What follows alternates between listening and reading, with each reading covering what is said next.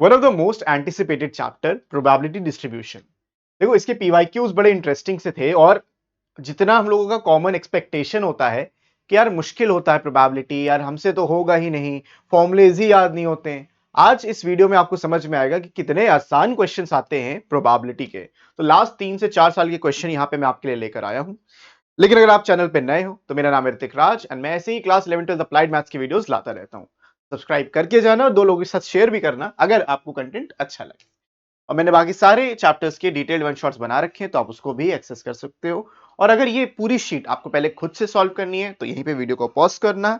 आपको app download करना है, अगर आप प्ले स्टोर से करोगे यानी एंड्रॉइड यूजर हो तो जेनेट कर सर्च कर लो, और अगर आप iOS यूजर हो तो माई इंस्टीट्यूट पे जाके TKSHMF को डाल देना कोड, ये ऐप डाउनलोड करके ये कोड का लॉगिन कोड है, इसको यूज कर लेना अपने मोबाइल नंबर से। तो आपको सारे रिसोर्सेज, सब सारे नोट्स, वन शॉट के सारे notes, everything you will get there. तो आप जाके डाउनलोड कर सकते हो। चलिए बिना किसी देरी के हम शुरू करते हैं विद प्रोबेबिलिटी।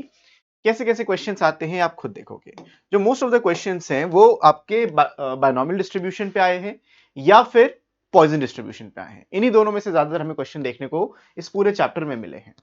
तो पहला क्वेश्चन ये कह रहा है pair of dice is thrown 2 times if x represents the number of doublets obtained then the expectation of x is what. अब देखो नंबर ऑफ डबलेट्स, हम 2 डाइस को फेंक रहे हैं, ठीक है। प्रोबेबिलिटी कि भाई डबलेट आपका आएगा ये 1/6 है। डबलेट क्या होता है? 1 1 2 2 3 3 4 4 5 5 6 6 आउट ऑफ 36 अगर आप 2 डाइस को फेंक रहे हो तो। और pair of dice is thrown 2 times, हमने 2 बार फेंका यानी कि जो n होगा वो भी 2 होगा। तो आपको यहां पे सिर्फ और सिर्फ बायनॉमियल डिस्ट्रीब्यूशन का यूज करना था। एक्सपेक्टेशन का या मीन का एक फॉर्मूला होता है। एक्सपेक्टेशन का फॉर्मूला आप n इंटू p लिख सकते हो, सीधा सीधा ये मीन कहलाता है। और n यहाँ पे 2 था, p 1/6 था, तो आंसर 1/3 आएगा। आप मेहनत करके पूरी डिस्ट्रीब्यूशन टेबल बनाओगे उसका कोई मतलब नहीं है। ये क्वेश्चन बना ही इसलिए था कि आप इस फॉर्मूले का यूज करो। So just identify सवाल पूछ क्या रहा है and answer it accordingly। ये 1/6 क्यों आया अगर आपके मन में है तो भाई देखो 1,1 1 2,2 3,3 4,4 5,5 एंड 6,6, इन्हीं को हम डबलेट्स कहते हैं। These are the doublets.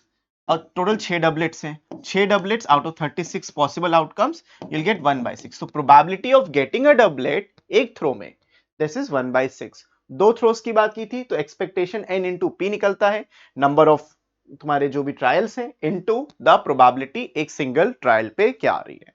तो 1/3 is the correct answer for this question. बढ़ते हैं अगले सवाल के ऊपर। If a random variable x has this probability distribution, यहां पे डिस्ट्रीब्यूशन दे दिया गया है, आपको बताना है k की वैल्यू क्या होगी। अब जब डिस्ट्रीब्यूशन दिया गया है आप उसकी प्रोबेबिलिटी भी ऐसे लिख सकते हो। मैं आपको समझाने के लिए लिख रहा हूं, इतनी ज्यादा मेहनत नहीं है। आपको 0 1 2 3 एंड इन्फिनाइट तक यहाँ पे चलेगा। अब 0 अगर होगा तो k वैल्यू होगी, 1 या 2 होगा तो 2k होगी, otherwise in every other case it's 0। अगर आप यहाँ पे 4 जितनी भी वैल्यू लिखोगे आगे 0 ही होगी। और लॉ ये कहता है भाई कि प्रोबेबिलिटी का जो सम होता है, जितनी भी रैंडम वेरिएबल की प्रोबेबिलिटीज का सम है, it will always add up to 1। अब ये 1 पे ऐड अप हुआ तो तुमने देखा कि भाई देखो 5k टोटल है। 5k कैसे आया कि भाई k plus 2k plus 2k it is equal to 1। So 5k is equal to 1, k की वैल्यू 1/5 आ जाएगी। तो option B is the correct answer कि 1/5 इज द आंसर। तो इस तरीके से ये क्वेश्चन भी आपको सॉल्व कर लेना था। बढ़ते हैं अगले क्वेश्चन की तरफ। 25 क्वेश्चन नंबर ये है और इसमें बोला गया है if a fair coin is tossed 6 times find the probability of getting at least 4 heads, or given that a mean of normal variate is 9, standard deviation 3, find the z score of 15, the data point if z score is 4। तो बहुत easy question है, z score पे और binomial distribution पे है या probability distribution पे आप बोल सकते हो। 6 बार हमने कॉइन को टॉस किया। इसके दोनों पार्ट्स हम करते हैं, पहले पार्ट ए बताते हैं। तो नंबर ऑफ ट्रायल आपका 6 हो जाएगा। The probability of getting at least 4 heads, at least 4 heads, heads आना मेरा सक्सेस है। तो मैंने आपको समझाया है कि आपको यहाँ पे ना सबसे पहले रैंडम वेरिएबल डिफाइन करना है। रैंडम वेरिएबल है मेरा getting a head, getting a head. और अगर आपको रैंडम वेरिएबल के बारे में बहुत डिटेल में चीजें सीखनी है, आई बटन पे क्लिक करो, वहां पे जाके देख सकते हो। अगर आपको गेटिंग अहेड है तो आपके सक्सेस के चांसेस कितने हैं? 1/2। फेलियर के चांसेस कितने हैं? अगेन 1/2। सक्सेस एंड फेलियर ये बहुत डिटेल में हमने चीजों को डिस्कस कर रखा है। हमसे बोला है कम से कम 4 हेड होने चाहिए। So x greater than equal to 4 आप लिखोगे। ग्रेटर देन इक्वल टू 4 का मतलब है x equals to 4, x equals to 5 and x equals to 6। इनको आपको ऐड करना है। 6 पे क्यों? क्योंकि टोटल आपके ट्रायल्स ही 6 थे। अब जब आपको 4 निकालने तो आप लिखोगे 6c4 p की मतलब 1/2 की पावर 4 इंटू 1/2 की पावर 2, ये सक्सेस की पावर और फेलियर की पावर, प्लस 6c5 1/2 की पावर 5 एंड 1/2 की पावर 1। मैं एक साथ 1/2 की पावर 6 लिख सकता हूं, लेकिन just to revise you the concept कि भाई 1/2 ये फेलियर सक्सेस है और ये फेलियर है, इसलिए बता रहा हूं। फिर 6c6 1/2 की पूरी पावर 6, तो ये आपके टॉस का आ जाएगा। अब इसको सिर्फ सिंप्लीफाई करना है आपको और कुछ भी नहीं। तो देखो 1/2 सब में पावर 6 है और 6c4 6c2 के बराबर होता है, जो होता है 15। तो आप लिखोगे 15 divided by 64 plus 6c5 is just 6 by 64 plus 1 by 64। तो यहां से आ जाएगा 22 बाय 64 और 11 बाय 32। ये आपका करेक्ट आंसर आ जाएगा। तो ये पहले पार्ट का आंसर आ जाएगा 11/32। इजी इनफ, आराम से आप इसको सॉल्व कर सकते थे। Done, easy. अब आते हैं इसके सेकेंड पार्ट पे। Given that the mean of a normal variate x is 9। अब सेकेंड पार्ट को मैं यहां पे लिख लेता हूं, सारी वैल्यूज लिख लेता हूं। मीन नॉर्मल वेरिएट नॉर्मल है तो इसका 9 हो जाएगा मीन। स्टैंडर्ड डेविएशन 3 है तो स्टैंडर्ड डेविएशन हम ऐसे लिखते हैं 3। उसके बाद then find z score of the data point x। पहले पार्ट में बोला है अगर x इक्वल्स टू 15 है, 15 ही है ना, आपको z स्कोर निकालना है। तो z का फॉर्मूला होता है बेटा x minus mu divided by sigma, मतलब द स्टैंडर्ड डेविएशन। x इस केस में 15 था, म्यू 9 है, डिवाइडेड बाय 3, तो इसका z स्कोर आ जाएगा 2, 6/3 2। तो ये पहले पार्ट का आंसर हो जाएगा। इसी के सेकेंड पार्ट में बोला गया है कि अगर z स्कोर 4 है, इसका जो z स्कोर है वो 4 है, तुमको x बताना है क्या होगा। तो फॉर्मूला विल नॉट चेंज, इसी फॉर्मूले में देखो रखेंगे 4 is equals to x minus 9 divided by 3। इसको इधर भेजोगे तो 12 is equals to x minus 9 और x इज इक्वल्स टू 21। ये आंसर आ जाएगा। सो एक केस में z स्कोर निकालना था, एक में x डेटा पॉइंट निकालना था। तो इसको भी मैंने बहुत डिटेल में अपने नॉर्मल डिस्ट्रीब्यूशन में, आपको प्रोबेबिलिटी मैंने पूरे 6 घंटे में कंप्लीट कराया है। एक दिन बैठ जाओ, पूरा प्रोबेबिलिटी आपके लिए खत्म हो जाएगा, एक दिन ही लगेगा खाली। तो वहां से आप कर सकते हो। फिर आते हैं क्वेश्चन नंबर 27 में। Two numbers are selected at random without replacement from the first 6 positive integers. Let x denotes the smaller of the two numbers obtained. Okay, अब यहां पे मैथमेटिकल एक्सपेक्टेशन ऑफ x करना है। ऐसे क्वेश्चन में तुम्हें distribution table बनाना पड़ेगा, क्योंकि यहां पे नंबर्स को ऐसे चूज करना कुछ फिक्स बात है नहीं। तो कैसे डिस्ट्रीब्यूशन टेबल बनेगी उसको समझते हैं। x क्या है?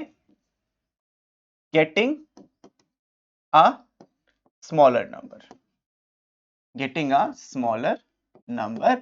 और हमें दो नंबर रैंडमली सेलेक्ट करने हैं without replacement from the first 6 positive integers. तो आपका जो कह सकते हो जो नंबर्स थे वो 1 2 3 4 5 एंड 6 होंगे। अब जब तुम इसमें से सिलेक्शन करोगे, देखो 6 में से तुमको दो नंबर्स को सेलेक्ट करना है, 6c2। In total you have 15 possibility. ये 6c2 कहां से आ रहा है कि भाई इन 6 में से कोई भी दो नंबर हमको सेलेक्ट करने हैं। अब वो सिलेक्शन होगा कैसे उसको समझ लेते हैं। आप 1 में से 2 को सेलेक्ट कर सकते हो, 1 के साथ 3 में से सेलेक्ट कर सकते हो, 1 के साथ 4 को सेलेक्ट कर सकते हो, 1 के साथ 5 को सेलेक्ट कर सकते हो और 1 के साथ 6 को सेलेक्ट कर सकते हो। सिमिलरली 2 के साथ आप 3 को सेलेक्ट कर सकते हो, 2 के साथ 4 को सेलेक्ट कर सकते हो, 2 के साथ 5 आ जाएगा, 2 के साथ 6 आ जाएगा, फिर 3 के साथ आपका 4 आ जाएगा, 3 के साथ 5 आ जाएगा, 3 के साथ 6 आ जाएगा, देन 4 के साथ 5, 4 के साथ 6 एंड 5 के साथ 6। ये आपके सारे के सारे टोटल पॉसिबिलिटीज बन जाती हैं। यही 15 पॉसिबिलिटीज हैं सिलेक्शन। अब आप कहोगे सर 1 2 है तो 2 1 क्यों नहीं? क्योंकि सिलेक्शन में इट डजंट मैटर। अब आपको करना क्या है, देखो जितने भी आपके पेयर्स हैं, हमारा बता रहा था ये गेटिंग अ स्मॉलर नंबर। तो आप 1 और 2 में कभी भी चूज करोगे, यहां से आपको 1 मिलेगा। 1 और 3 में चूज करोगे, यहां पे भी 1 मिलेगा, यहां पे भी 1 मिलेगा, यहां पे भी 1 मिलेगा, यहां पे भी 1 मिलेगा। 2 और 3 में चूज करोगे तो 2 मिलेगा। अब देखो 1 2 की जगह तुम 2 1 भी लेते तब भी 1 ही मिलता। 2 4 की जगह तुमको 2 मिलेगा, इधर भी 2 मिलेगा, इधर भी 2 मिलेगा, यहाँ पे 3 मिलेगा, यहाँ पे भी 3 मिलेगा, यहाँ पे भी 3 मिलेगा, then you have 4, then 4 then 5। So ये हमारे सारे के सारे केसेस हैं कि जब आप कोई भी दो नंबर रैंडमली चूज करते हो तो आउटपुट क्या आएगा। सो आउटपुट आपका 1 से लेके 5 तक कुछ भी आ सकता है। यही रैंडम वेरिएबल को आपको यहाँ पे डिफाइन कर लेना है और इनकी प्रोबेबिलिटीज डिफाइन कर लेनी है। अब क्यों डिफाइन करना है अभी समझ में आएगा। यहाँ पे आपको इनकी प्रोबेबिलिटी करनी है, प्रोबेबिलिटी के बाद आपको इनको मल्टीप्लाई करना है। अगर आपको एक्सपेक्टेशन कभी भी कैलकुलेट करना है तो इनको मल्टीप्लाई कर दो। मैंने अभी बताया नंबर्स कहां से कहां तक है, 1 2 3 4 एंड 5। 6 नहीं होगा, 6 आपका कभी आएगा ही नहीं आउटपुट, चाहे आप 6 के साथ कुछ भी नंबर ले लो, छोटा नंबर आपको चाहिए। तो 1 5 बार आ रहा है 5 आउट ऑफ 15 टाइम्स, 2 आ रहा है 4 बार 4 आउट ऑफ 15 टाइम्स, 3 आएगा फिर 3 बार, 4 आएगा 2 बार और 5 आएगा 1 बार आउट ऑफ टोटल 15 टाइम्स। अब आप इनको मल्टीप्लाई करो, जब मल्टीप्लाई करोगे इधर फिर से 5/15 इधर 8/15। मैं जानबूझ के नहीं काट रहा हूं क्योंकि एट द एंड मुझे एलसीएम लेना पड़ेगा। फिर इधर आ जाएगा अगेन 8/15 एंड 5/15। तो ये सारे नंबर्स को आपको ऐड कर लेना है। जब आप इनको ऐड करोगे तो 5 5 10 16 is 26 35, तो 35/15 मिलेगा। 35/15 जो मिल रहा है इसको आप सिंप्लीफाई करोगे 7/3 आ जाएगा और 7/3 का मतलब होता है देखो 2.33। ये है आपकी mathematical expectation for this question. Got it. इस तरीके से आपको सॉल्व करना था, बिना किसी दिक्कत के देखो सॉल्व भी हो जाएगा और आपको पूरे पूरे 2 नंबर भी मिल जाए, 3 नंबर मिल जाएंगे। मतलब 3 नंबर का सवाल था तो कभी आप 3 नंबर आपको ऐसे फ्री में मिल लोगे क्या छोड़ोगे क्या? बिल्कुल नहीं छोड़ोगे। तो कभी भी लीव मत करना ऐसे क्वेश्चन। बढ़ते हैं अगले सवाल की तरफ। क्वेश्चन नंबर 28, इसके भी 2 पार्ट है, 3 नंबर का क्वेश्चन है। पहला तुम देख रहे हो मीन वेरिएंस बायनॉमियल डिस्ट्रीब्यूशन है, फिर नॉर्मल पॉइजन डिस्ट्रीब्यूशन है। तो कभी भी ऐसे मत सोचो सर अगर मैंने ये नहीं किया तो क्या हो जाएगा, व्हाट इफ दोनों पॉइजन के आते फिर क्या करते।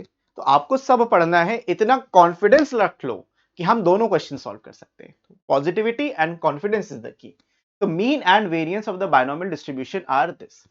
तो मीन जब भी आपको बोला जाएगा, मीन हम पहले ए पार्ट कर रहे हैं, मैंने पेज छोड़ा इसके लिए नहीं छोड़ा, ओके एक ही पेज में करते हैं।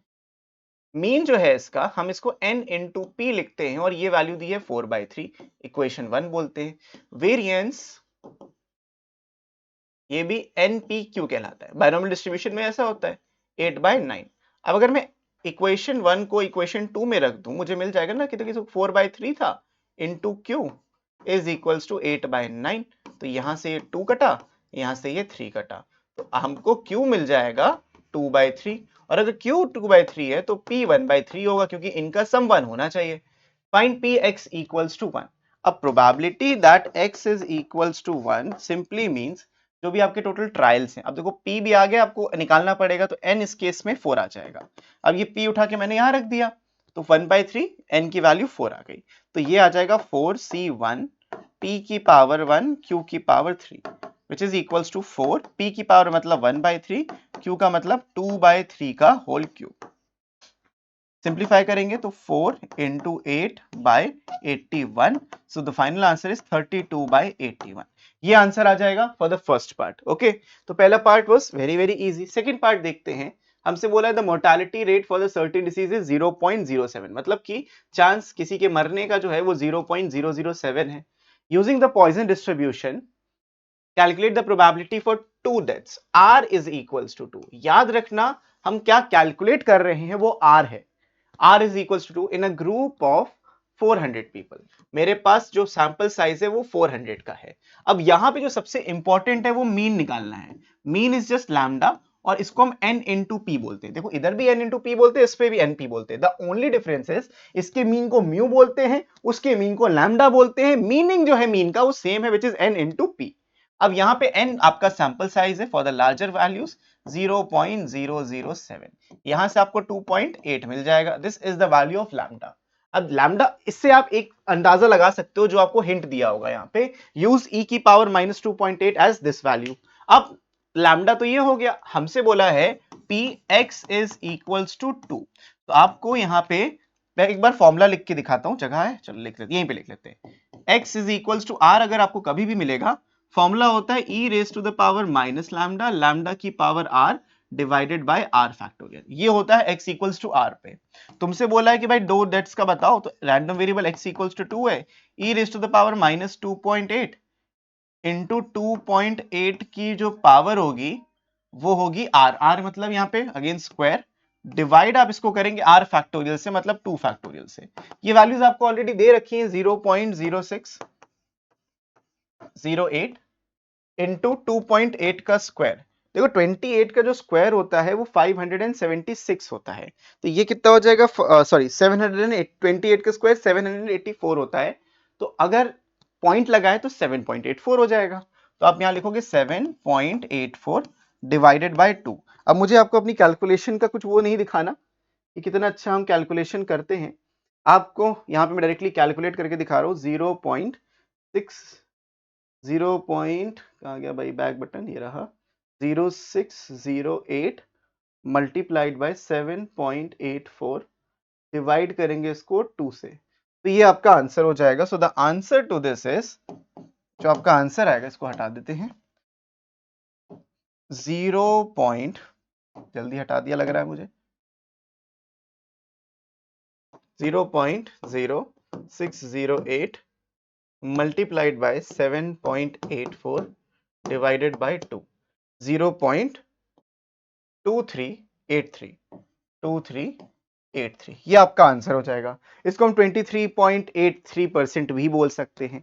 तो ये आपको इस तरीके से करना था। यहां पे थोड़ा सा आप अगर सॉल्व करोगे तो सॉल्व हो जाएगा ऑब्वियसली, बट टाइम क्यों ज्यादा वेस्ट करें, आगे बढ़ते हैं। अब आते हैं 2024 2025 के क्वेश्चन कितने आसान थे आप खुद बताओ। 15 नंबर के, ऑलमोस्ट 15 नंबर के क्वेश्चन हैं ये। क्या डिफिकल्टी थी कुछ? हो तो बता दो बेटा, नहीं है ना, सिंप्लीफाई करो यार, सॉल्व करो, सॉल्व करोगे उतना सीखोगे। 2024 पे आते, a fair coin is tossed twice and outcomes are noted. If the random variable x represents the number of heads that are appeared in the experiment, then the mathematical expectation of x is what? आसान भाई, head आपका जो random variable होगा, it is getting a head, एक head आ रहा है, यही आपका रैंडम वेरिएबल है। उसके बाद हमारा जो हेड आने के चांस है वो 1/2 है, सक्सेस। जो रैंडम वेरिएबल को सेटिस्फाई करेगा वो सक्सेस कहलाएगा। इसके जो चांसेस हैं वो 1/2 हैं। अच्छा, जो ट्रायल्स आप कर रहे हो वो 2 कर रहे हो, क्योंकि एक ही कॉइन को आप 2 बार टॉस कर रहे हो।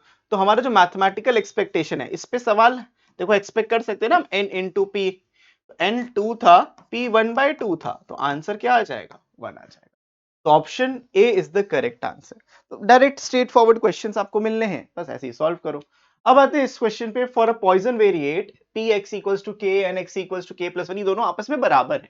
बहुत अच्छी बात है, मैंने आपको फॉर्मूला बताया ना कि भाई p x equals to r अगर आपको दिया है तो e raise to the power minus lambda, lambda की power r divided by r factor. याद कैसे करेंगे, जिससे खत्म उससे शुरू, जिससे खत्म उससे शुरू, ऐसे याद करोगे तो हमेशा याद भी रहेगा। तो आप देखो क्या करना है, एक्स इक्वल्स टू के रख रहे हो जब तुम, इसकी वैल्यू क्या आ जाएगी, e raise to the power minus lambda, वो तो नहीं बदलेगा, फिर लैम्डा की power k divided by k का factorial equals to e raise to the power minus lambda, lambda की power k plus 1 divided by k plus 1 का factorial. जो भी पावर है उस पे आपको फैक्टोरियल लगाना है।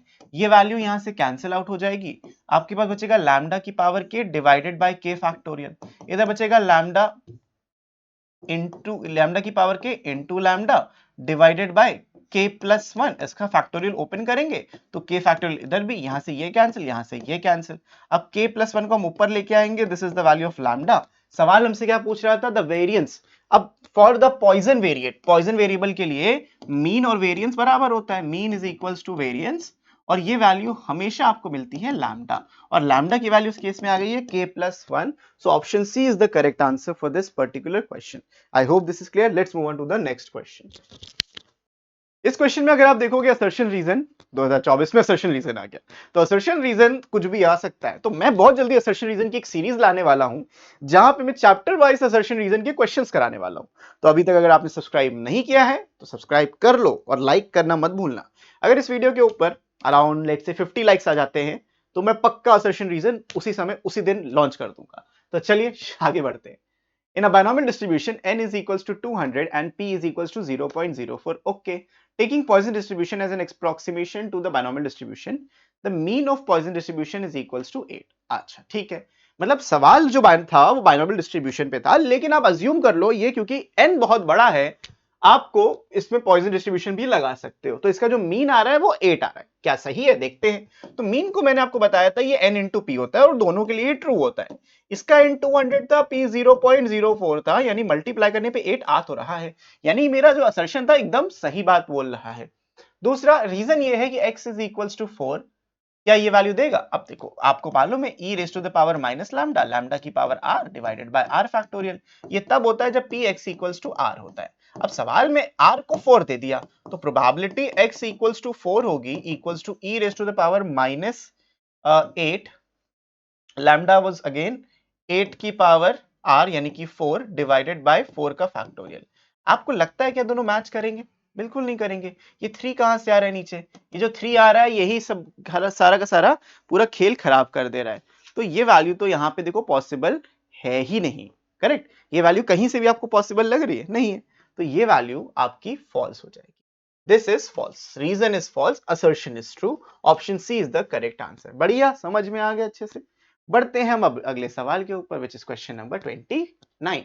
ये 3 मार्क्स का था, z वैल्यू पे था और बहुत अच्छा क्वेश्चन था। बच्चे z वैल्यू से इतना डरते हैं यार, ये सर क्या दे दिया है एग्जाम में, क्या क्या आ जाता है z वैल्यू। अरे यार x तो समझ आ नहीं रही थी कि z भी डाल दिया, इसीलिए कहते हैं कि भाई अकेले रहो खुश रहो।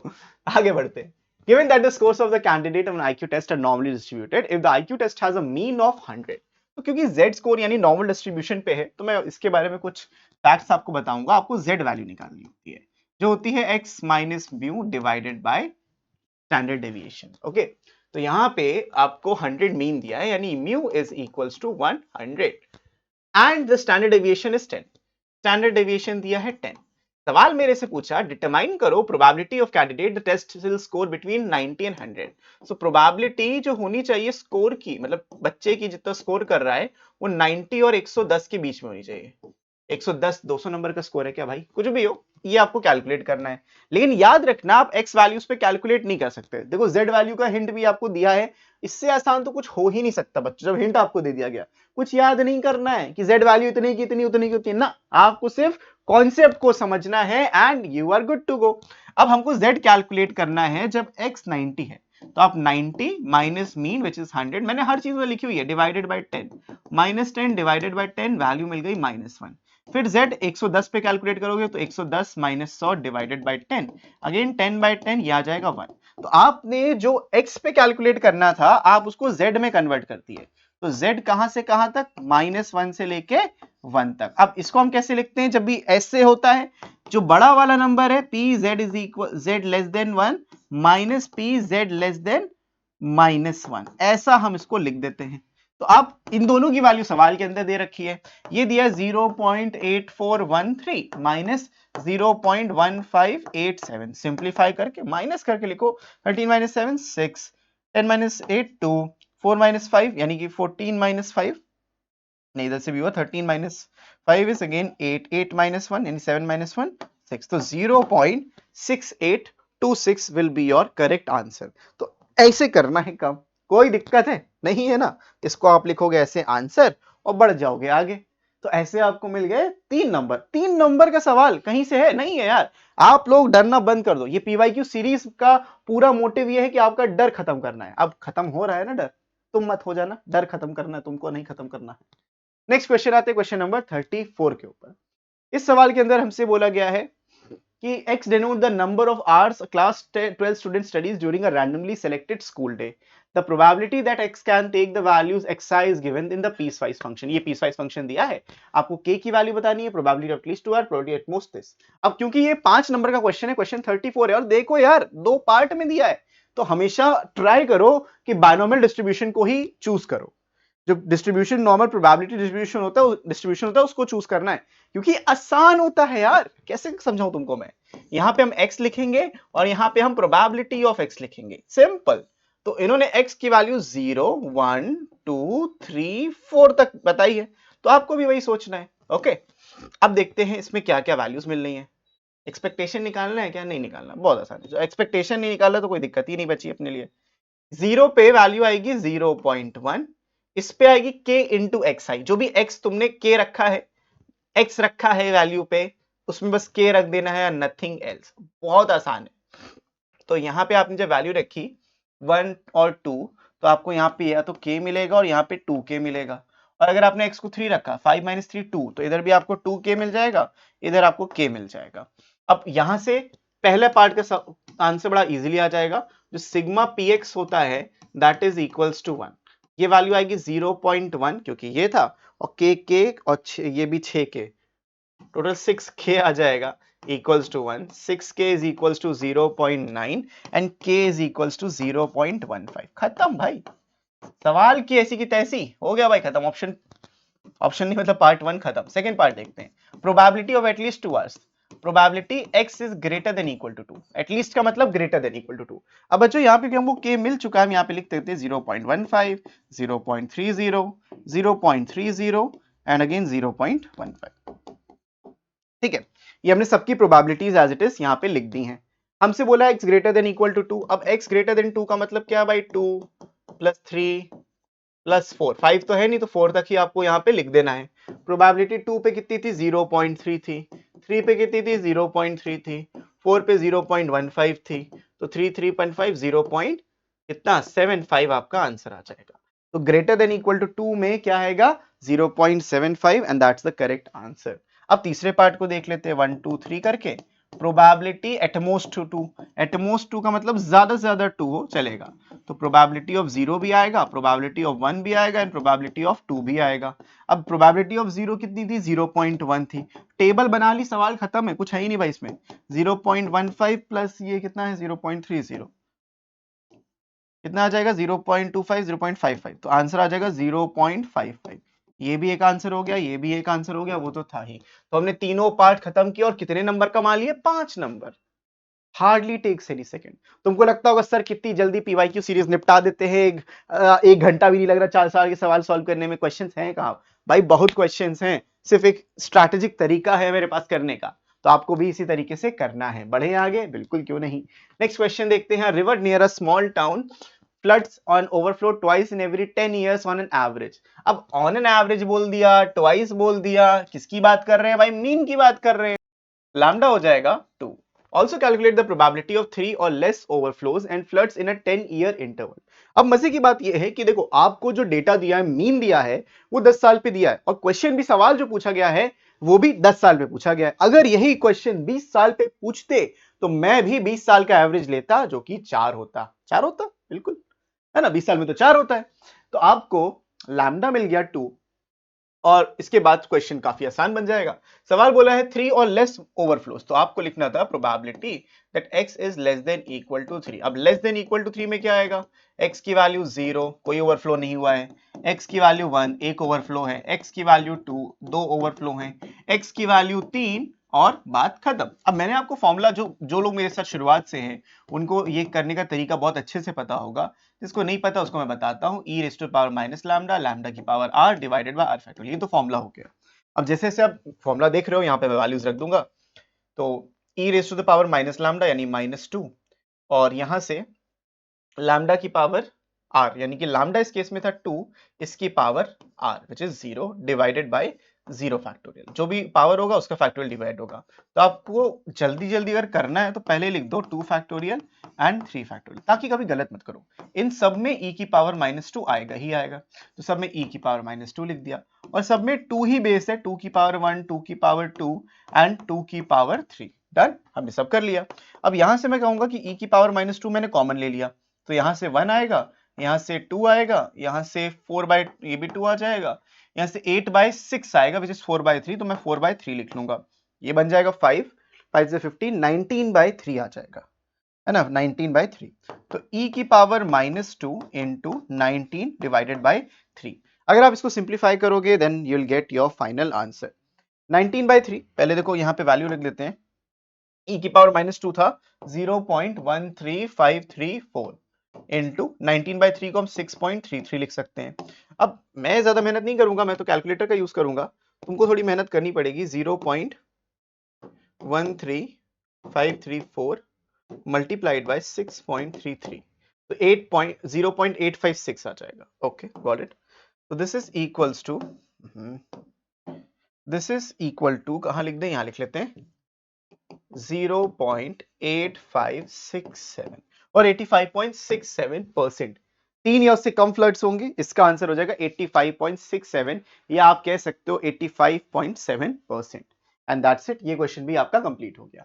फिर आते हैं हम 2023 के कुछ क्वेश्चंस के ऊपर। 2024 हमने यहाँ पे कंप्लीट कर लिया, 2023 पे आते हैं। पहला एमसीक्यू क्वेश्चन 12 बन के आया, if x is a Poisson variate such that. अब देखो पॉइजन वेरिएबल अभी आपने देखा e raise to the power minus lambda, lambda की power r divided by r का factorial, e raise to the power, और यहाँ पे 2 लगाए तो 2 लिख देंगे, e raise to the power minus lambda, lambda की power r divided by number का फैक्टोरियल।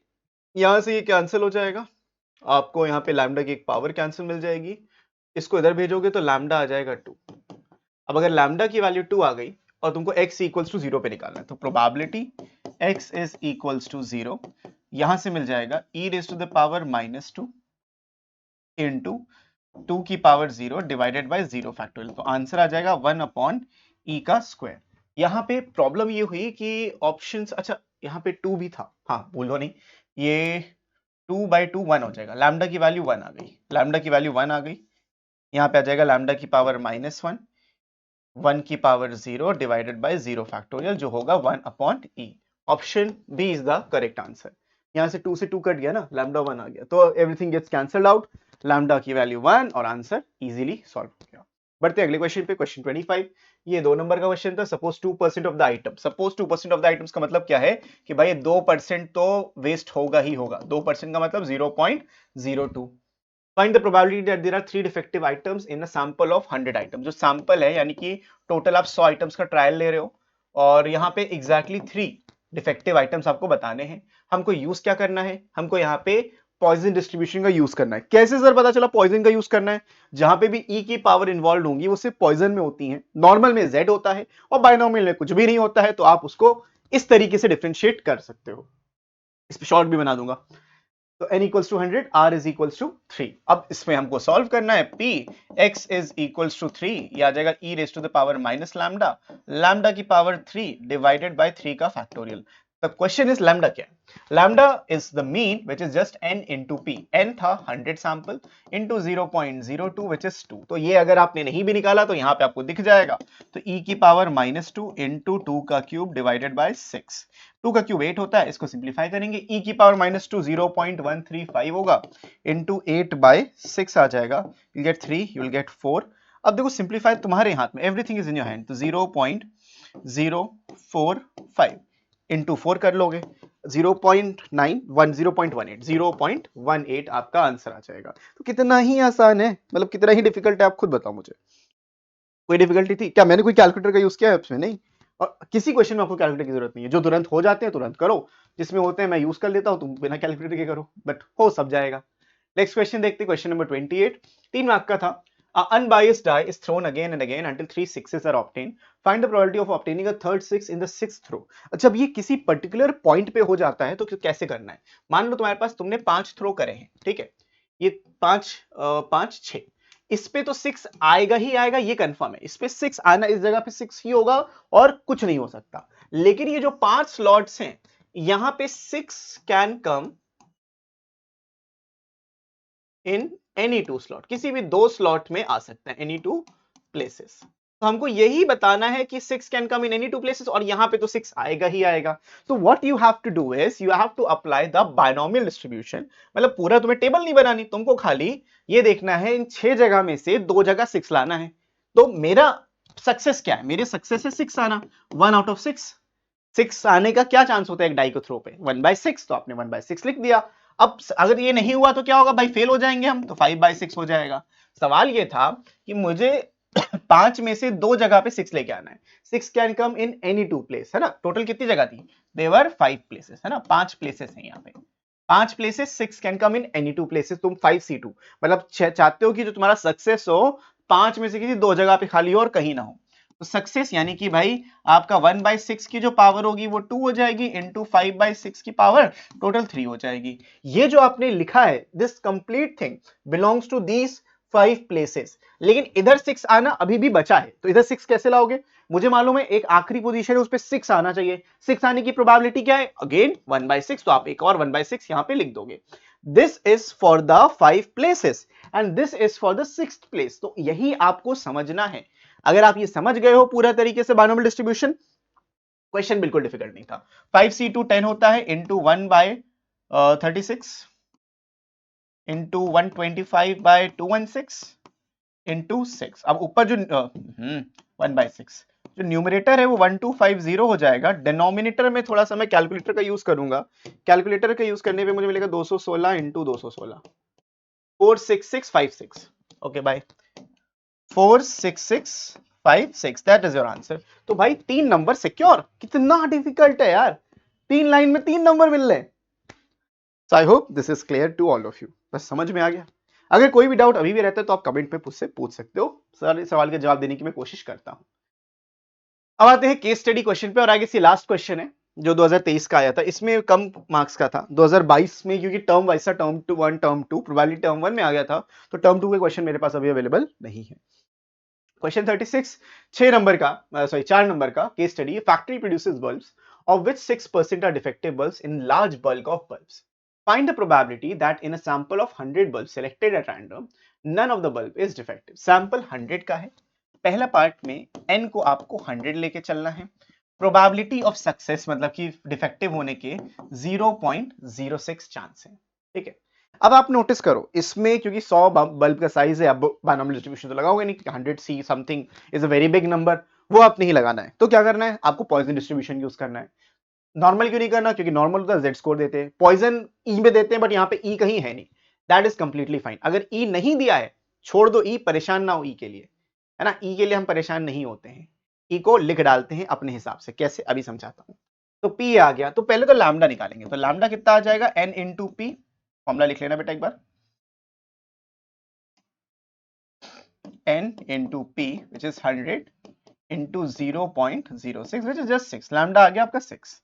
अब अगर लैम्डा 6 है, फाइंड द पहला था sample none of the bulbs is defective, मतलब हमें कुछ में वो नहीं निकालना, लास्ट में निकालना है वेरिएंस दिया। अच्छा, तो पहले पार्ट का अभी शुरू नहीं हुआ है, पहला पार्ट यहां से शुरू होगा। Sample of 100 bulbs selected random, none of the bulb is defective, मतलब कि probability that x is equals to 0 ये बोला गया है। तो e raised to the power, आप फॉर्मूला एक ही बार लिखोगे, हर बार आपको लिखने की जरूरत नहीं है। Right the formula in the question, x equals to r e raised to the power minus lambda, lambda की power r divided by r का फैक्टोरियल। याद हो गया, याद हो जाना चाहिए। अब यहाँ पे क्या लिखेंगे, e raised to the power minus lambda यानी e की पावर माइनस 6 की पावर 0 डिवाइडेड बाय 0 फैक्टोरियल। तो आंसर क्या आ जाएगा, e की power -6, and that is the answer. खत्म, यही छोड़ देना है। जब उन्होंने दिया ही नहीं है e की पावर में क्या होगा, e की पावर -6 को क्या बोलोगे, तो आपको लोड नहीं लेना। Leave the question and answer as it is. Okay, got it. ऐसे ही छोड़ के आगे बढ़ जाइए। अब आते हैं नेक्स्ट पार्ट पे। इसके सेकेंड पार्ट में बोला गया है the it has exactly 2 defective. इसको थोड़ा छोटा कर देते हैं, टेक इट हियर। ओके, ये आपका, लीव इट हियर। तो सेकेंड पार्ट में बोला गया है the probability that will get exactly 2 bulbs, 2 defective bulbs. Again formula आपको सामने दिख रहा है, e raise to the power minus lambda, lambda की पावर यानी कि 6 की पावर 2 डिवाइडेड बाय 2 का फैक्टोरियल। अब यहाँ पे e की पावर -6 मिलेगा, यहाँ पे मिलेगा 36 डिवाइडेड बाय 2, कट के 18 हो जाएगा। यस, तो आंसर इज 18 इंटू ई की power -6। Leave it as it is. आपको 18 अपॉन ई की पावर 6 लिखना है। Be my guest, you can write it, but this is better. हो गया, 2 पार्ट खत्म, मिल गए 2 नंबर। तीसरा पार्ट देखते हैं। Find the probability that sample of 100 bulbs will include not more than 1 defective bulb. Sample third का ए पार्ट, इन्होंने देखो थर्ड का ए और बी के टाइप में कर रहा है, तो आपको भी ऐसे ही लिखना है। थर्ड का A part, that is sample of 100 bulbs will not include more than 1 defective bulb, मतलब कि सिर्फ मैक्सिमम एक ही डिफेक्टिव बल्ब हो सकता है। तो मैक्सिमम एक डिफेक्टिव बल्ब होने का मतलब x less than equal to 1, that simply means P0 और P1 आपको निकालना है। अब P0 आप ऑलरेडी कैलकुलेट कर चुके हो, ये e की पावर -6 होगा। अब P1 क्या होगा, आप खुद सोचो। अगर ये वैल्यू है तो 6 e की पावर -6 होगा। इस तरीके से फॉर्मूला हमने वही यूज किया। फाइनल आंसर आ जाएगा 7 इंटू ई की power -6, and that is the correct answer. अब इसका बी पार्ट भी यहीं पे फटाफट कर लेता हूं। बी पार्ट में बोला गया है find the mean and variance of the distribution of the number of defective bulbs. ये पहला पार्ट इनको देना चाहिए था ताकि आसान बच्चों को लगता। जो मीन होता है वो वेरिएंस के बराबर होता है in any Poisson distribution which is equals to lambda. और इस केस में वो 6 था एंड यू आर डन, खत्म क्वेश्चन। कुछ है ही नहीं सवाल के अंदर। सवाल में कुछ इतना मेहनत का होता तो भाई सोचते भी। तो ये थे 2023 तक के सारे प्रोबेबिलिटी के क्वेश्चंस जो हमने यहाँ पे कंप्लीट किए। ठीक है, अगर अभी भी आपको कोई डाउट रह जाता है, कोई परेशानी है, कोई दिक्कत है, आप मेरे से कमेंट में पूछ सकते हो या मेरा ऐप डाउनलोड कर सकते हो डायरेक्टली, वहां पे हम 1 to 1 बात कर सकते हैं, जो भी इश्यू हो, जैसा भी इश्यू हो। अब हाँ, ये मत पूछना सर ये क्वेश्चन देखो सॉल्व करा दीजिए, क्योंकि मैं मोस्टली सारे क्वेश्चन यहीं पे सॉल्व करा देता हूँ। हाँ, एक जनरल आइडिया जरूर दे दूंगा कि देखो इस तरीके से, एक वॉइस नोट में आपको तरीका जरूर बता दूंगा, यू कैन सॉल्व इट, तो आप सॉल्व कर सकते हो। अगर बहुत ही ज्यादा ट्रिकी है तो आई ट्राई माई बेस्ट की सॉल्व करके दे दूं। खैर, इस वीडियो के लिए बच्चों इतना ही। मैं मिलता हूं आपसे नेक्स्ट वीडियो में विथ आई गेस इन्फेंशियल स्टैटिस्टिक्स, हमारा नेक्स्ट यूनिट है जो भी है, उसके साथ मिलते हैं, या टाइम बेस्ड डेटा जो भी देखेंगे। जो भी मिलता है पहले वो मैं करा दूंगा। सो इस वीडियो के लिए इतना ही रखते हैं। मैं मिलता हूं आपसे नेक्स्ट वीडियो में, तब तक के लिए keep practising, keep learning, take care and bye bye. And यहाँ प्लेलिस्ट मिल जाएगी, उसको जाके देख लेना।